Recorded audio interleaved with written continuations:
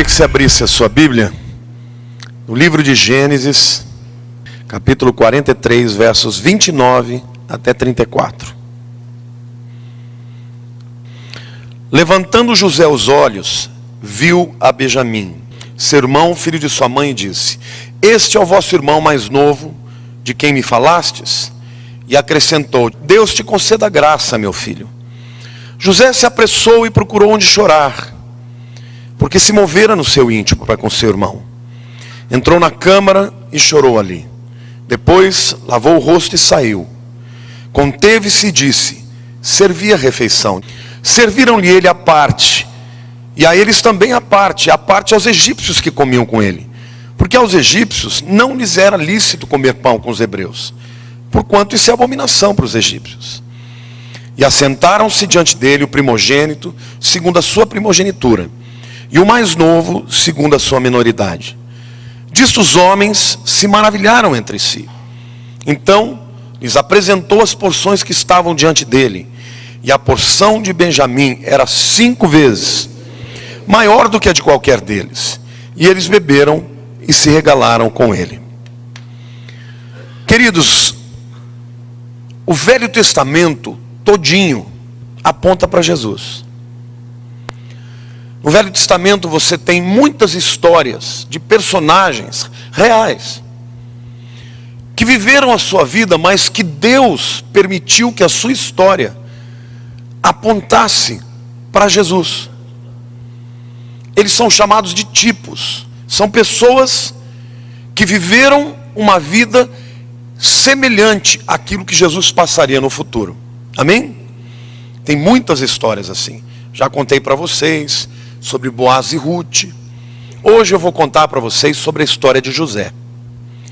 José talvez seja a pessoa cuja vida mais se assemelha àquilo que Jesus passaria.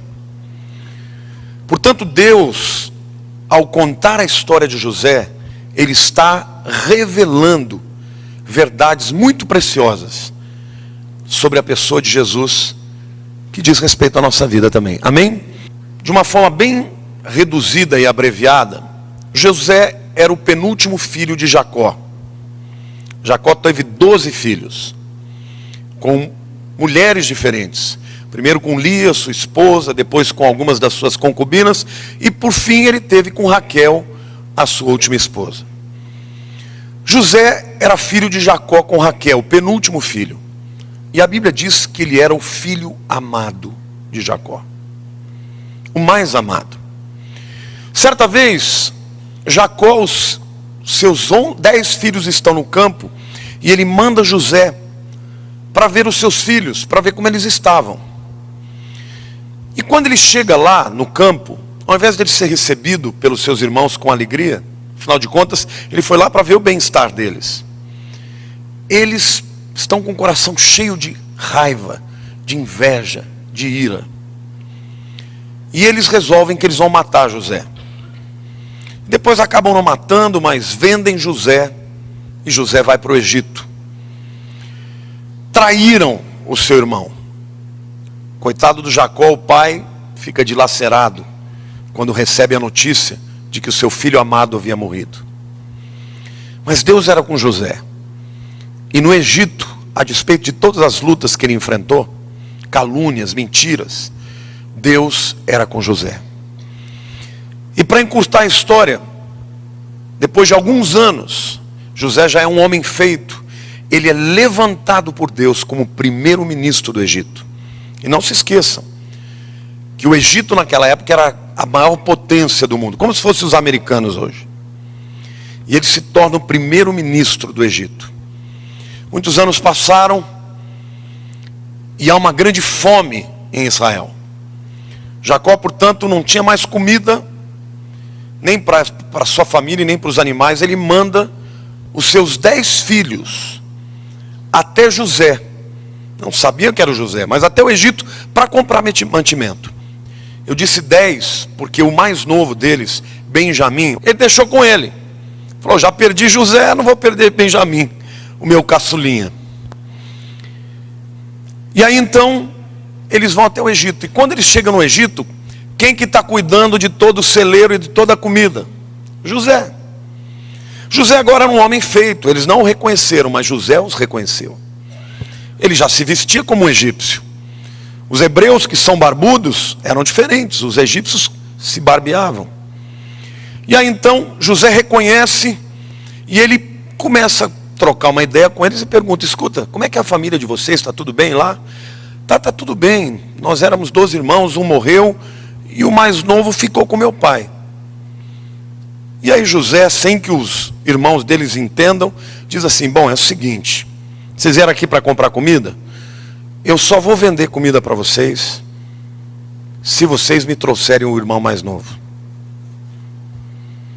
E eles não queriam muito, estavam com medo, né, que aquilo podia acontecer, mas depois que voltaram lá para Israel, conversaram com Jacó, tiveram que trazer o Benjamim, que era o caçulinha. E aí então vai Benjamim e chega até lá.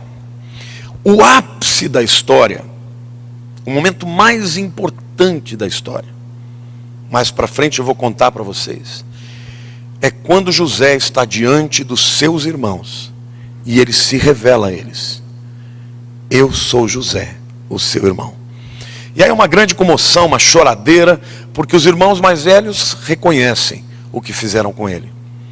Mas José, com todo o amor, toda a misericórdia, ele diz: olha, não se preocupem, Deus me mandou para cá, porque Deus tinha um propósito, Deus ser instrumento de salvação para vocês. Como eu disse para vocês no começo, a história de José aponta para Jesus. Jacó, o pai de José, representa Deus. Da mesma forma que Jacó envia José para os seus irmãos, para verem o bem-estar deles, da mesma forma Deus enviou Jesus. Da mesma forma que os irmãos de José o rejeitaram, o traíram, também o povo judeu rejeitou a Jesus. Da mesma forma que Deus eleva José primeiro entre os gentios, lá no Egito, ele é reconhecido, amado, honrado e respeitado, para depois ser reconhecido pelos seus irmãos. Da mesma forma, Jesus primeiro foi exaltado no meio dos gentios, que somos nós. Mas essa história nos mostra que na última geração, a geração de Benjamim,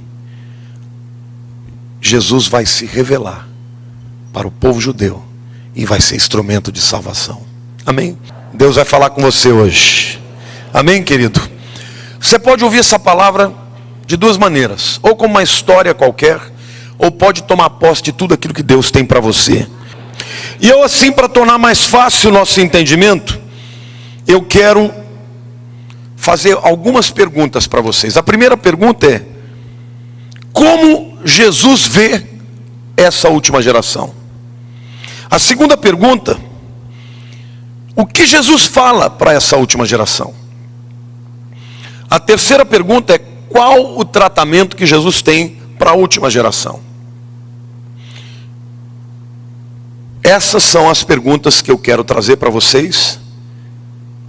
E por fim eu vou falar para vocês de como essa revelação de Jesus vai ser na última geração. Hoje eu quero dizer para vocês que eu tenho muita convicção de que nós somos a última geração. Porque todas as profecias se cumpriram já. Não tem mais nenhuma para cumprir.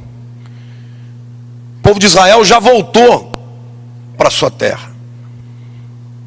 Jesus está prestes a se revelar como Messias. Então, através dessas 4 perguntas, você vai tomar posse de bênçãos extraordinárias para a tua vida. Amém ou não? A primeira pergunta é: como Jesus vê a última geração? Da mesma maneira como José viu a Benjamim. Quando eles trouxeram a Benjamim, a primeira pergunta que ele fez: é esse Benjamim o último filho de Jacó? Da mesma forma, Jesus olha para nós hoje como a última geração. Quando a gente olha também, a gente percebe que ele vê, o texto diz que ele vê a Benjamim, filho da sua mãe. Isso pode parecer estranho, mas eles eram todos irmãos, filhos do mesmo pai, de mães diferentes. Benjamim era o único filho de pai e mãe. Agora veja, assim como no mundo físico precisa de um homem e de uma mulher, que são os pais, para gerar um filho, existe um nascimento espiritual. Diga para o teu irmão, como é que alguém nasce de novo? O pai é Deus. Ele é o pai de todos nós. Quem é a mãe através do qual ele nos gerou? Não é o Espírito Santo. O Espírito Santo nunca é visto na Bíblia como mãe. Oh, você está muito revelada. Efésios 2,8 diz: pela graça sois salvos, mediante a fé. Isso não é de vós, é dom de Deus, não de obras, para que ninguém se glorie. Diga, Deus é o Pai. E o instrumento do novo nascimento é a graça. Portanto, assim como Benjamim era filho de José e de Raquel, você e eu somos filhos de Deus pela graça. Olha para o teu irmão do lado, diga, você é filho da graça. Diga, você não é filho da lei. Diga, você é filho da graça. Amém, queridos? Como Deus vê esta geração? Como uma geração na qual Ele deposita a sua graça. Na graça, o pecador arrependido recebe perdão de Deus. Amém? Então como é que Jesus vê a última geração? Diga assim, como uma geração de graça. Diga assim, como uma geração de misericórdia. O versículo 30 diz que quando ele olhou para Benjamim, olha o que o texto diz: José se apressou e procurou onde chorar, porque se movera no íntimo para com seu irmão. Entrou na câmara e chorou ali. Ele não aguentou. Ele conhecia Benjamim como um piazinho, como um molequinho.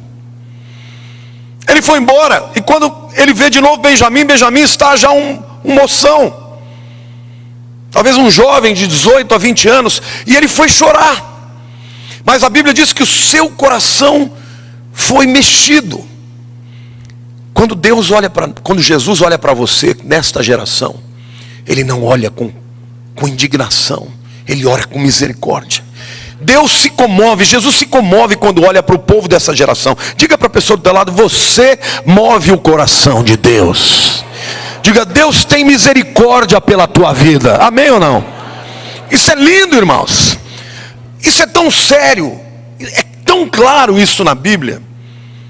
No Velho Testamento, você sabe, o profeta Elias, certa vez, ele ficou tão indignado, porque o rei de Israel estava adorando Baal, que ele chama todo mundo para um confronto lá no Monte Carmelo, e ele manda descer fogo. E Deus desce fogo, e depois ele vai e pessoalmente mata 850 pessoas. Debaixo da lei era assim. Certa vez Jesus estava caminhando com os discípulos, ele passa pela Samaria, e ele é rejeitado. Aí o apóstolo João diz assim: Jesus, se o senhor quiser, eu posso pedir para Deus mandar fogo do céu e consumir esse povo. Jesus vira para eles e diz assim: vocês não sabem qual é o espírito que vocês servem? Porque o Filho do Homem não veio para tirar a vida de ninguém, mas para dar a vida para salvá-los. Jesus deixa claro, eu não estou vindo aqui para matar ninguém não, eu vim aqui para dar a vida por essas pessoas. Deus olha para você com graça, e graça é deixar de dar o que você merece, e dar a você o que você não merece. Você merecia o inferno, Ele não vai te dar o inferno. Você não merecia o céu, Ele vai te dar o céu. Amém ou não? Quantos estão debaixo da graça de Jesus? Esse é o tempo que você vive. É claro isso, porque quando Jesus anda em Israel, é a primeira vez que Ele entra numa sinagoga, agora já ungido pelo Espírito Santo, ele cresceu na sinagoga, mas pela primeira vez, ele como homem de mais de 30 anos, é convidado para ler as Escrituras. Ele lê Isaías 61. E o texto de Isaías 61 fala de dois períodos: do ano aceitável e o dia da vingança. Se você ler o texto lá, você vai ver. Só que Jesus, quando ele lê, ele vai até o ano aceitável e não lê o dia da vingança. Sabe por quê? Porque este período que nós vivemos é o período de graça, onde ele está dizendo para você e para mim: este é o ano aceitável, não é o tempo da vingança. Então, querido, se você tem um inimigo, se tem uma pessoa que está te atrapalhando, não pede vingança para ela, não. Pede a graça de Deus. Pede para que Deus transforme o coração dela, porque o tempo que nós estamos vivendo é o tempo de graça. Amém ou não? Diga assim: como Deus, como Jesus vê essa geração. Diga: com graça, com misericórdia, com compaixão. Você move o coração de Deus. Seus problemas movem o coração de Deus. Os seus sonhos, as suas dificuldades, tudo isso move o coração de Deus. Amém ou não? Pode até achar que Deus não está se importando. Deus está se importando sim. Assim como José viu a Benjamim e se comoveu, teve que chorar no canto. Deus, quando olha para você, Ele se inclina com misericórdia. A segunda pergunta é: o que Jesus fala para a última geração? Nada mais é do que aquilo que José falou para Benjamim. Ele perguntou: este é o último filho? Eles disseram: é. Ele disse assim: Deus te conceda graça, meu filho. Qual que é a palavra que deve estar na boca do crente? Diga graça. Diga graça. Diga graça. Diga graça. Diga graça. Diga graça. Estou repetindo porque você não pode esquecer. Quando você sai daqui, para de amaldiçoar a tua mulher. Você quer que a tua mulher seja uma bênção? Abençoe ela. Você quer que teu filho seja uma bênção? Abençoe ele. Fale graça, declare a graça, profetize a graça, creia a graça, invoque a graça, porque este é o tempo da graça. Amém ou não? Glória a Deus.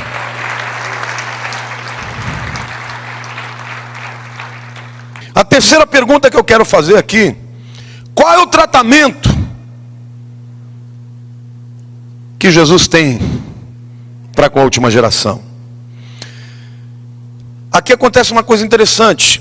Chegam os irmãos, todos eles, e a Bíblia diz que José ordenou na mesa, de acordo com o mais velho até o mais novo. Começou com Rúben, foi até Benjamim, que era o último. E o texto diz que eles ficaram impressionados. Como é que esse egípcio sabe quem é o mais velho e quem é o mais novo? Eles não sabiam, mas era o irmão deles. Falou: você senta aqui, Rúben, Shimeão, você aqui. Foi indo um a um até Benjamim aqui. E eles ficaram olhando um para o outro, falando: o que está acontecendo aqui? Mas acontece que na hora de distribuir a comida, para todos eles foi uma porção igual. Quando chegou na vez de Benjamim, o texto diz que ele recebeu 5 vezes mais. Querido, o que Deus está dizendo para você, presta atenção: não olhe para a tua conta bancária, não olhe para o teu patrão, não olhe para a sua circunstância.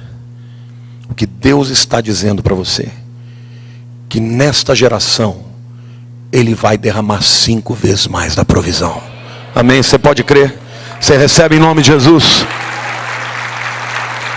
Não olha para o teu presente, porque Deus pode estar tratando com a tua vida, mas o coração de Deus e o propósito de Deus na tua vida é derramar a provisão 5 vezes mais.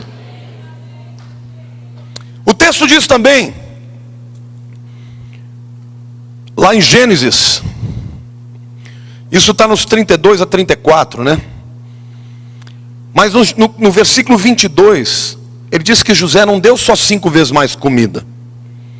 Veja o que o capítulo 45, verso 22 diz: a cada um de todos eles deu vestes, mas a Benjamim deu 300 moedas de prata e 5 vestes festivais. Mais uma vez, cada um recebeu uma vestimenta nova. Benjamim recebeu 5. Por que não 4? Por que não 6? Por que não 7? Bíblia, veste, fala de unção. Na Bíblia, veste, fala de estatura, de posição. Amém ou não? A Bíblia diz que quando você é perdoado, Ele troca as vestes sujas por vestes novas, por vestes limpas. Amém ou não? Quando Elias foi assunto ao céu, foi levado num carro de fogo, Eliseu estava doido para receber a unção dele. De repente ele olha para cima, está caindo uma capa. O que é uma capa? É a roupa dele. E ele pegou aquela capa e recebeu a unção de Elias. Deus está dizendo para você que unção é capacitação. E Deus está dizendo para você que se você está debaixo da graça, Ele vai te ungir e te capacitar 5 vezes mais. Amém ou não? Glória a Deus. Você pode dizer eu creio. Você pode dizer eu recebo em nome de Jesus. E é sobrenaturalmente. Mais uma vez, não olhe para a tua capacidade, não olhe para a tua habilidade, não olhe para a tua força. Olhe para Deus, porque Deus está dizendo que esta unção, esta nova unção, será uma unção sobrenatural. Para de viver no natural. Viva no sobrenatural. Amém ou não? Agora a turma do culto assim não pode responder.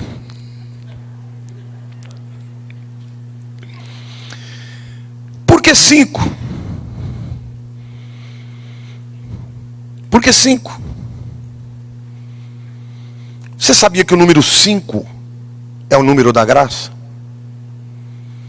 Na Bíblia 5. Quantos aqui sabem que 7 é o número perfeito?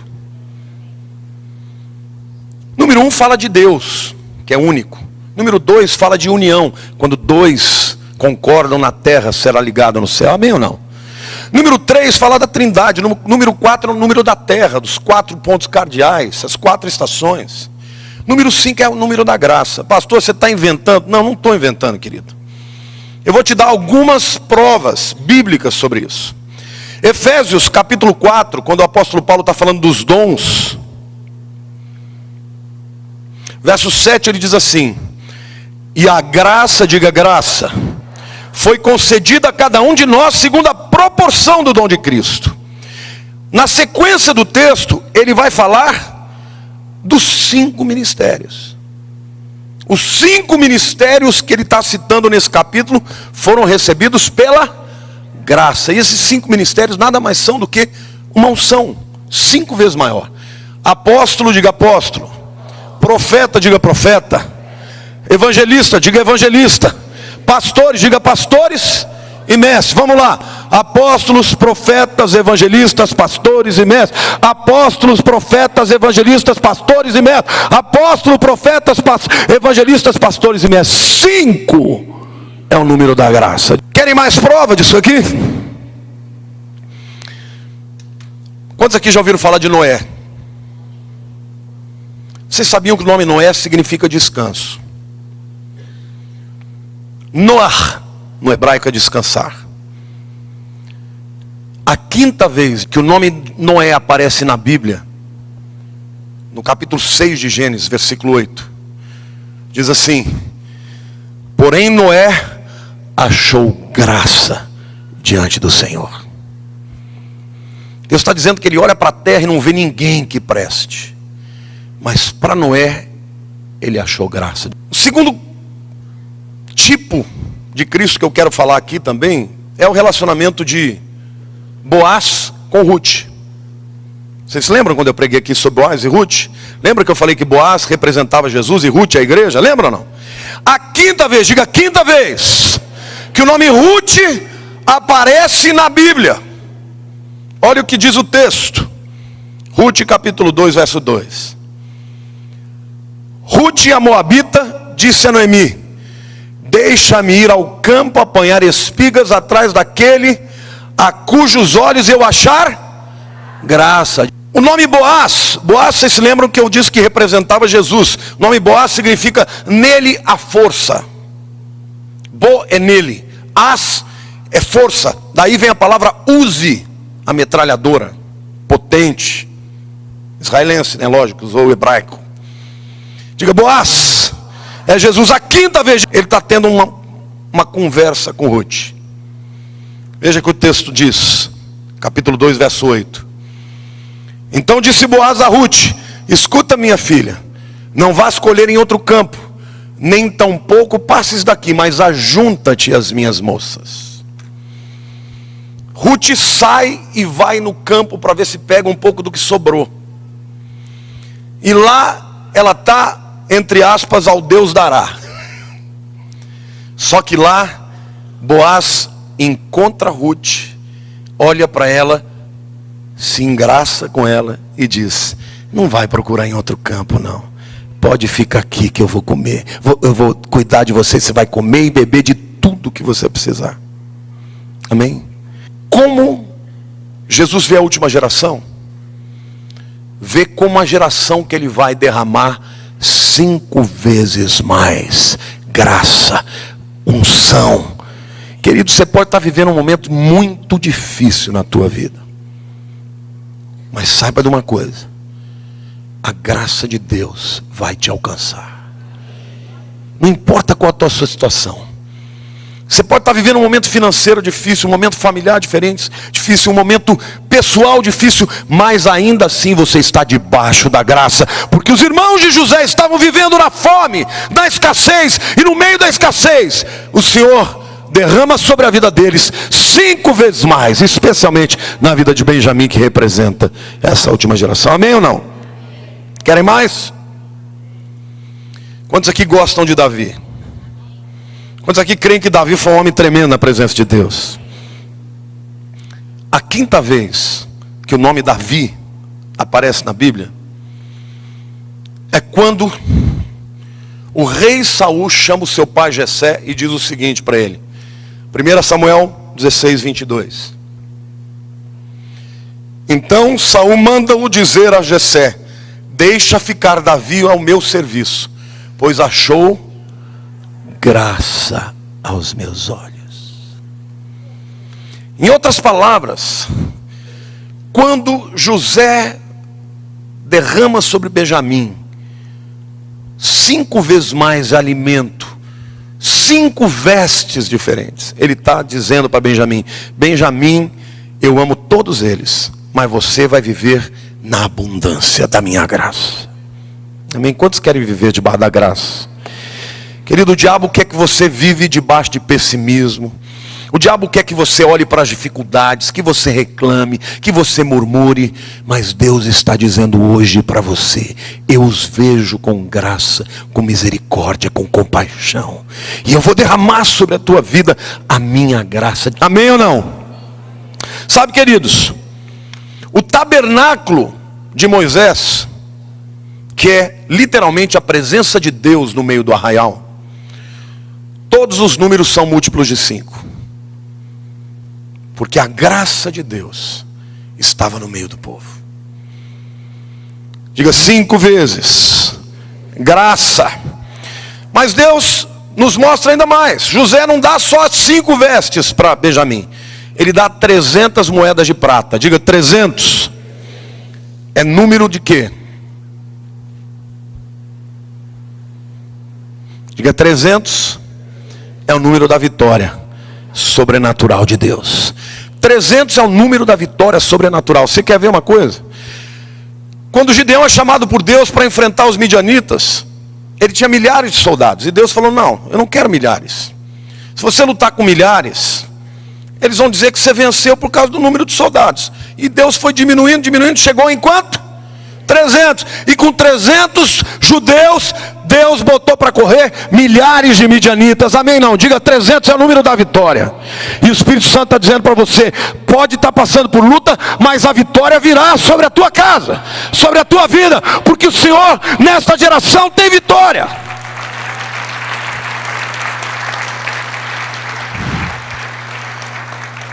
E Benjamim recebe então 300 moedas de prata.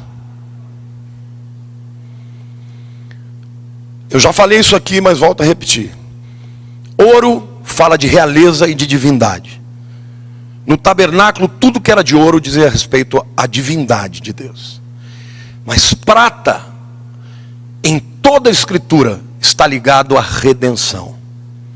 O preço para ser pago por alguém que precisava de redenção, de libertação, era prata, moeda de prata. No tabernáculo, tudo que é de prata diz respeito à redenção. Diga assim: ouro, divindade; prata, redenção.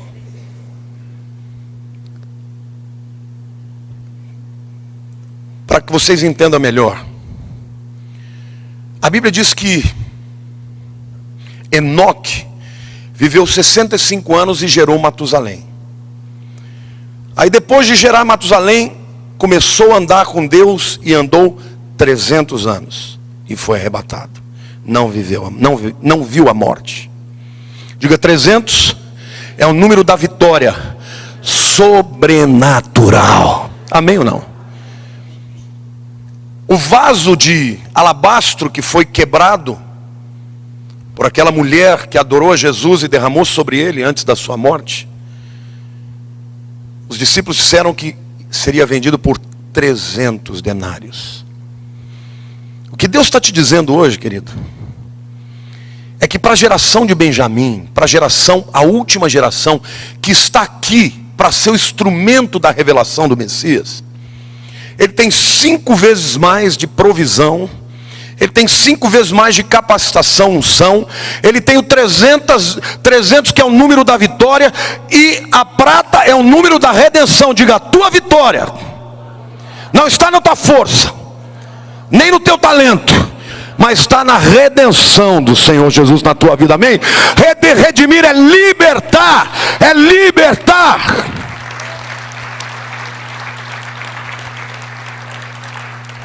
Mas aconteceu uma coisa ainda mais extraordinária.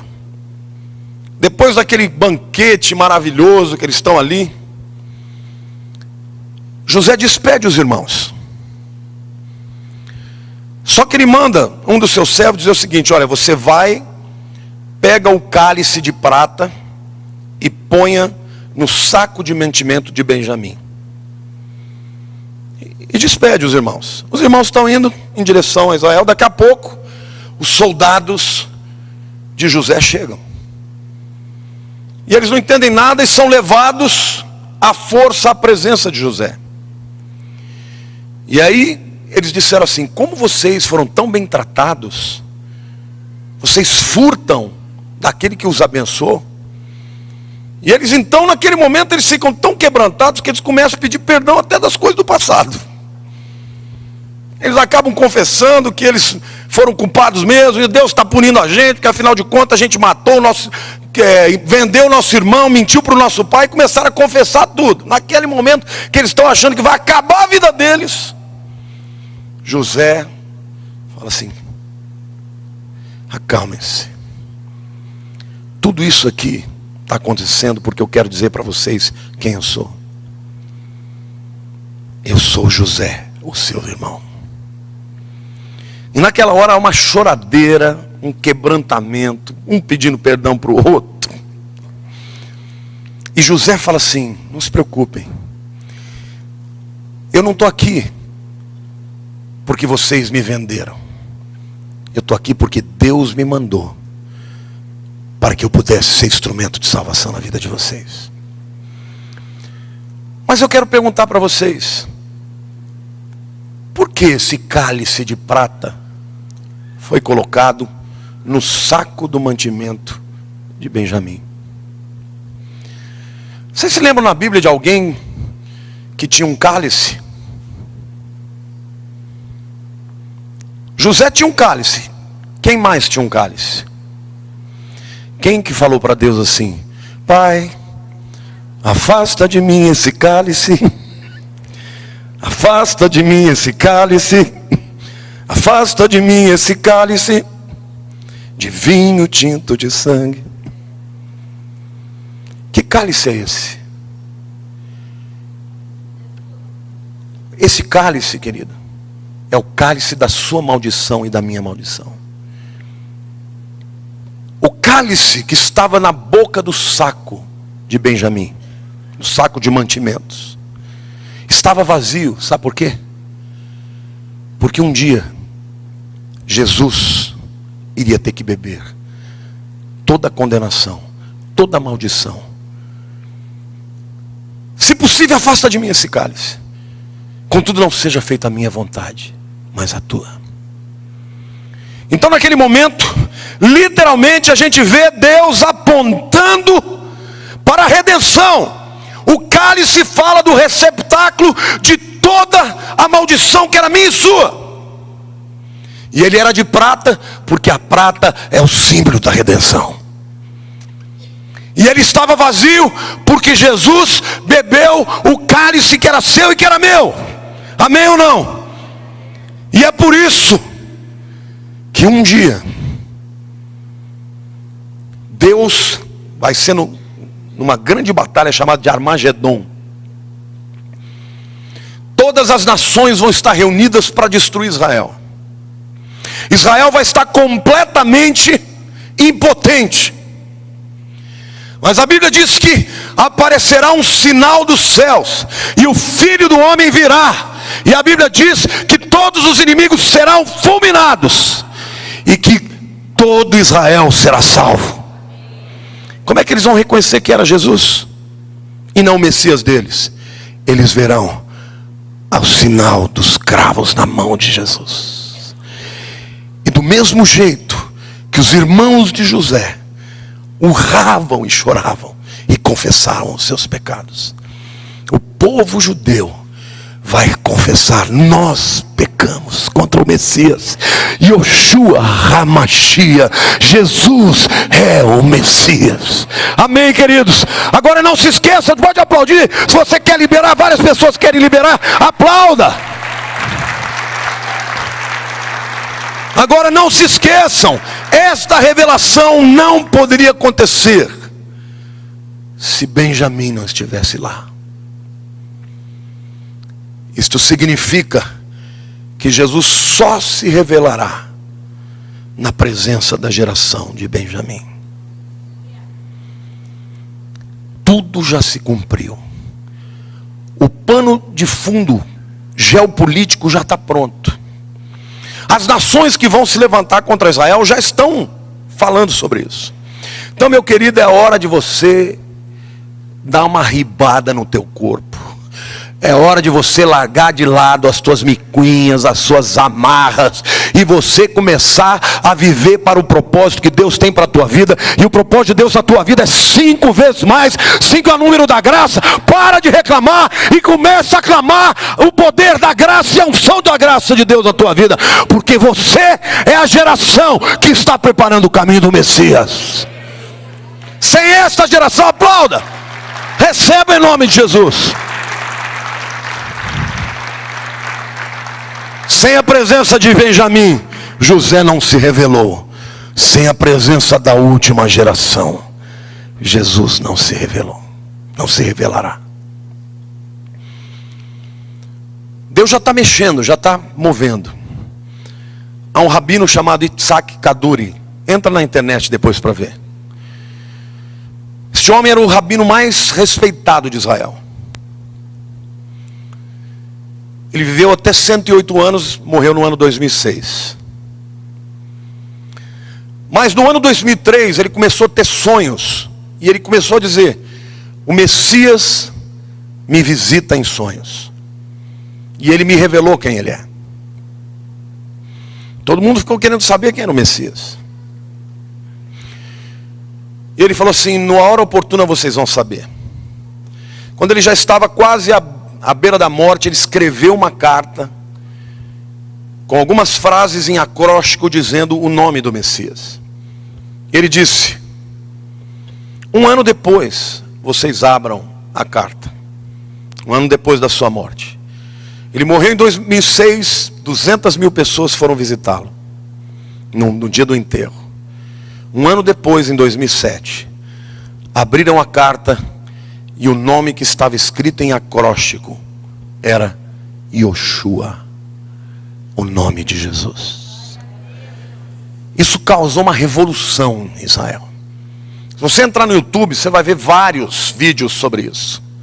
Alguns dizendo que não era verdadeiro, que não era dele. Mas os próprios discípulos, eu vi um vídeo de um dos discípulos direto dele, agora como um rabino convertido, pregando que Yoshua HaMashiach, Jesus é o Messias, e está detonando uma revolução. Sabe por quê? Porque Deus já reuniu José, o José celestial que é Jesus, já reuniu o povo pertinho de si, lá em Jerusalém, lá em Israel. Eles já estão pertinho, já está na hora dele se revelar, mas ele não se revelou ainda. E você, meu querido, você é a geração de Benjamim, é a última geração que é instrumento do derramar da graça de Deus sobre todas as nações. Amém ou não? Glória a Deus.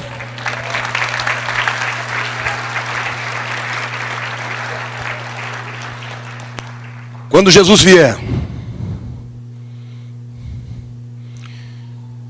Ele vai estabelecer um reino de paz. Quando José se revela, ele diz para os seus irmãos: não se preocupem com o passado, está tudo perdoado. Não se preocupem com o futuro, eu vou garantir para vocês que vocês vão estar perto de mim. E ele diz: vocês vão habitar na terra de Gósen. No hebraico, Gósen significa literalmente aproximar-se, chegar perto. Em outras palavras, ele está dizendo: vocês vão habitar junto de mim. E quando Jesus vier, querido, ele vai morar em Jerusalém, e o seu povo vai estar junto dele. E ele diz assim: seus filhos, seus rebanhos, sua descendência está segurada, estarão junto de mim. Sabe o que Deus está dizendo para você? Sabe o que o Senhor está dizendo para você hoje? Não se preocupe com a sua família. Está nas mãos de Deus.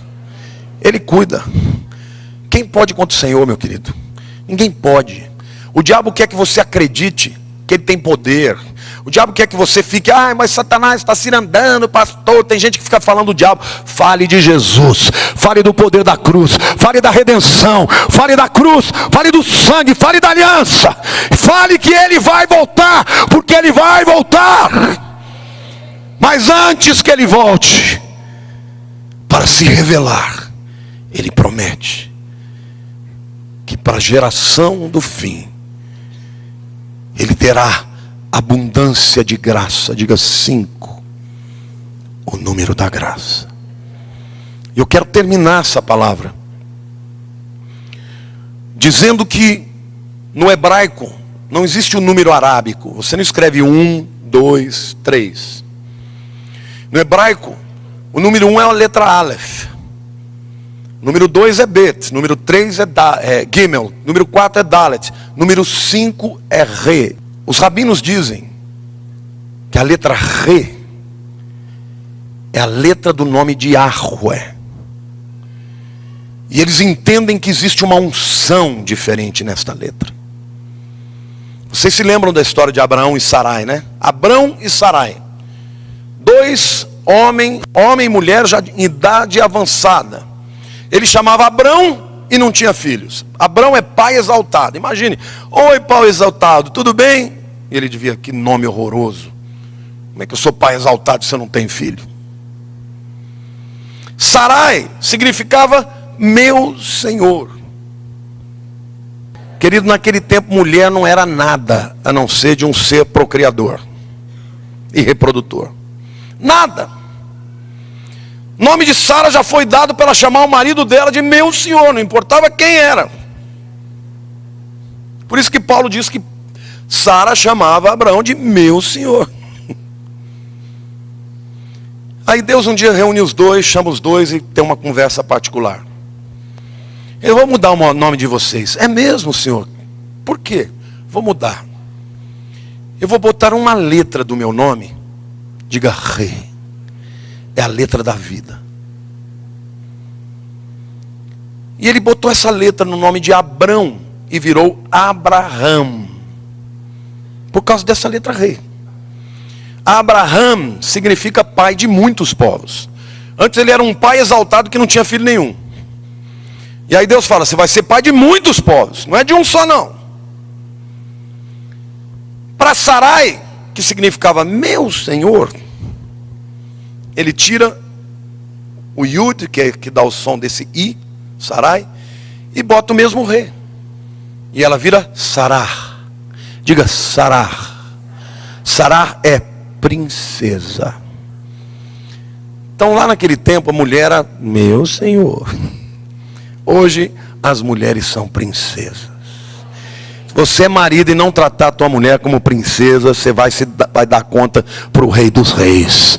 Porque foi ele que mudou o status delas. Amém, glória a Deus.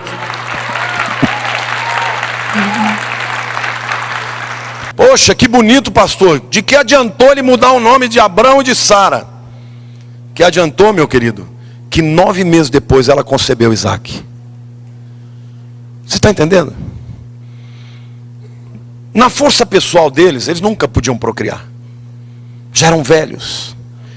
Mas quando Deus botou a letra do seu nome que representa a graça, o milagre aconteceu. E o Senhor está me mandando dizer para você hoje, Ele é capaz de realizar o teu sonho. Não vai ser pela tua capacidade, não. Não vai ser pela tua inteligência, pelos teus dons. Não vai ser pelas tuas articulações, vai ser pela graça dEle. Porque quando Deus coloca a graça dele sobre alguém, essa pessoa vai entrar e vai fazer diferença onde quer que ela esteja, amém ou não? Agora Deus está dizendo para você, viva pela graça, viva pela graça, viva pela graça, viva pela graça. Amém ou não? Fique de pé do seu lugar em nome de Jesus. Apague as luzes. Hoje nós aprendemos que Jesus está para voltar. Não há mais tempo de perder, não. A única maneira de você ser derrotado pelo diabo é não crer no que Deus já fez. Estava lendo a Bíblia outro dia e refletindo algumas coisas. Presta atenção porque isso é muito tremendo.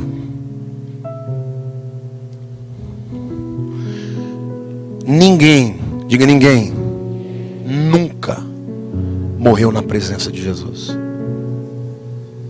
Já pensou nisso? Nenhuma pessoa na Bíblia que estava perto de Jesus morreu. Ele encontrou alguns mortos pelo caminho. Encontrou a filha de Jairo que tinha acabado de morrer, ressuscitou.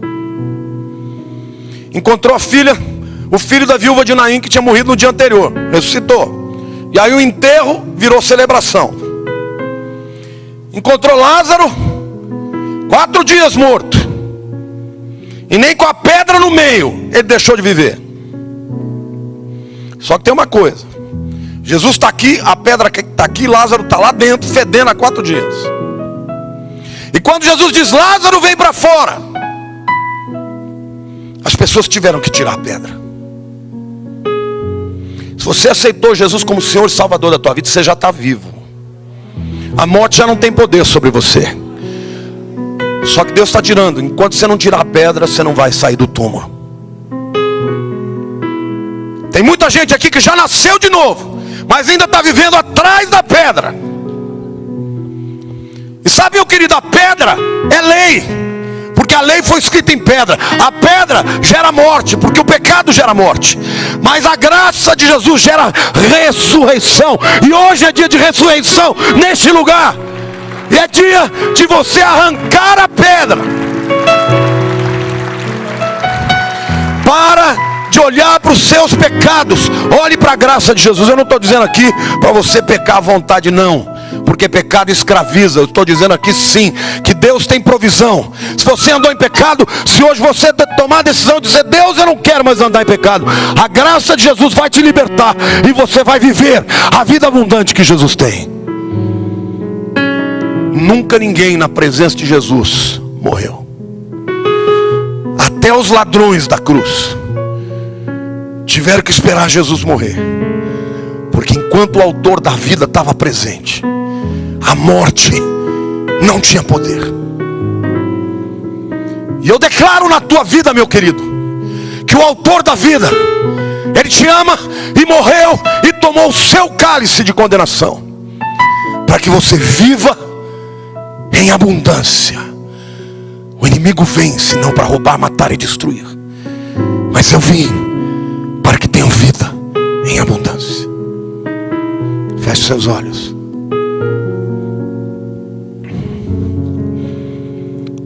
Senhor Deus,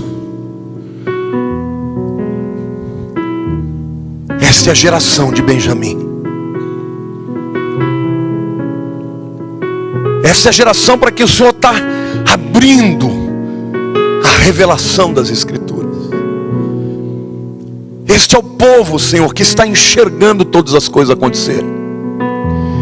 Mas eu oro agora, Espírito Santo de Deus, para que aquele que esteja dormindo acorde, para que aquele que esteja amarrado seja livre, para que aquele, Senhor, que está atrás da pedra tenha sua pedra retirada hoje, para sair vivo e experimentar e partilhar do poder da tua graça.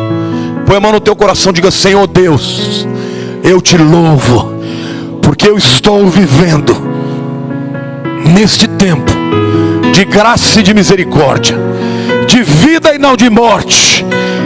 Em nome de Jesus, eu tiro da minha vida toda pedra, toda condenação da lei, e eu recebo a vida, a graça, a redenção que há em Jesus.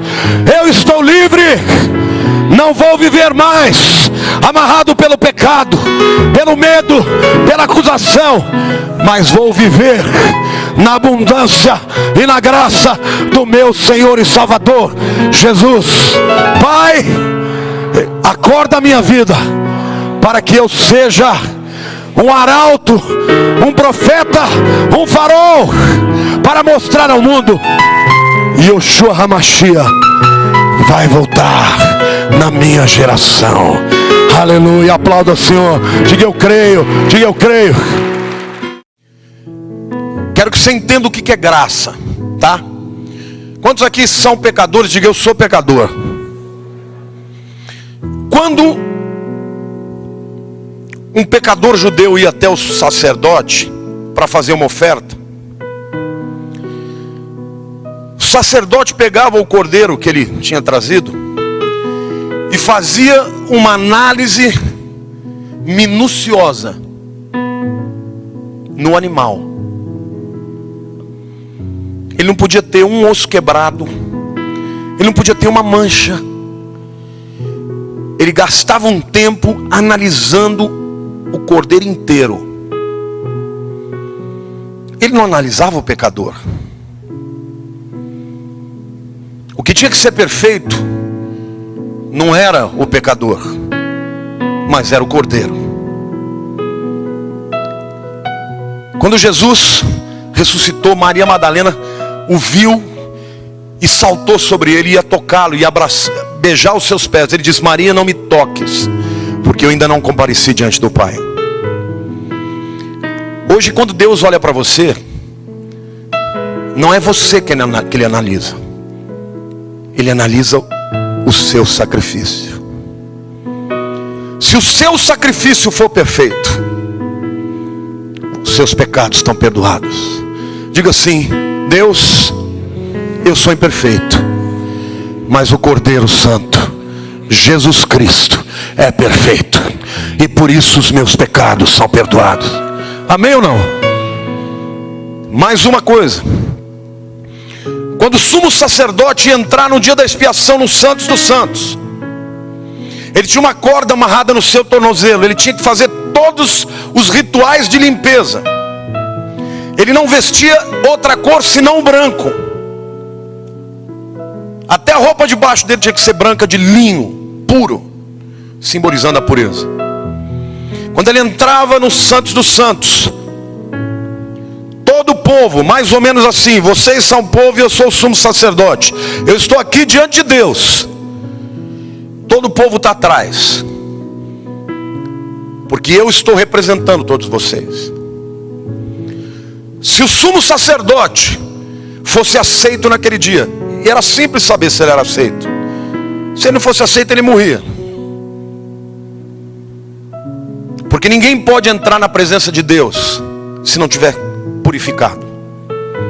Isso é tão sério que quando a arca estava indo para Jerusalém, vindo dos filisteus, foi carregado num carro de boi, e o boi tropeçou, e a arca foi cair, e alguém segurou, e morreu na hora, porque ninguém pode chegar na presença de Deus se não tiver purificado. Mas o sumo sacerdote que entra, quando ele saía de lá vivo, o povo se alegrava, porque por mais um ano eles estavam perdoados, não por aquilo que eles fizeram, mas por aquilo que o seu representante fez. Se Deus aceitasse o sumo sacerdote, todo o povo estava aceito. Mas o livro de Hebreus diz, meu querido, que Jesus Cristo entrou uma só vez, para sempre, e intercedeu por nós como sumo sacerdote. Por isso, quando Deus olha para a tua vida, Ele olha com graça, com misericórdia, e Ele não vê os seus pecados, mas Ele vê a pureza e a santidade do nosso sumo sacerdote Jesus. Aplauda o Senhor, diga: eu creio, eu creio.